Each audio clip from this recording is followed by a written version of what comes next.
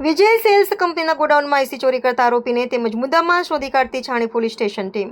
વડોદરા શહેર police commissioner Narsinhkumar સાહેબ તથા additional police commissioner sector 1 traffic Shri Sudhirkumar દેસાઈની સૂચનાથી આરોપીઓને પકડી પાડવામાં આવ્યા છે. પકડાયેલા આરોપીઓમાં દર્શનકુમાર કંચનભાઈ વસાવા પટેલ, ઉંમર વર્ષ 28, ધંધો ડ્રાઇવિંગ, હાલ રહે D22 સુગમ પાર્ક 2, પરિવાર 4 રસ્તા પાસે, વાઘોડિયા રોડ, વડોદરા.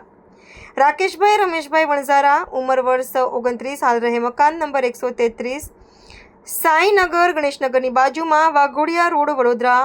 મૂળ રહે ગામ મોટા ભમૈયા. કબજે કરેલ મુદ્દામાલ 80 નંગ 3, કિંમત રૂપિયા 1,23,000, ટાટા કંપનીનો ઇન્ટ્રા-વી ટેમ્પો, રજિસ્ટર નંબર ZJ06BX5170, જેની કિંમત રૂપિયા 1,50,000. ઓપ્પો કંપનીનો K13 મોડલનો મોબાઈલ ફોન, કિંમત રૂપિયા 5,000.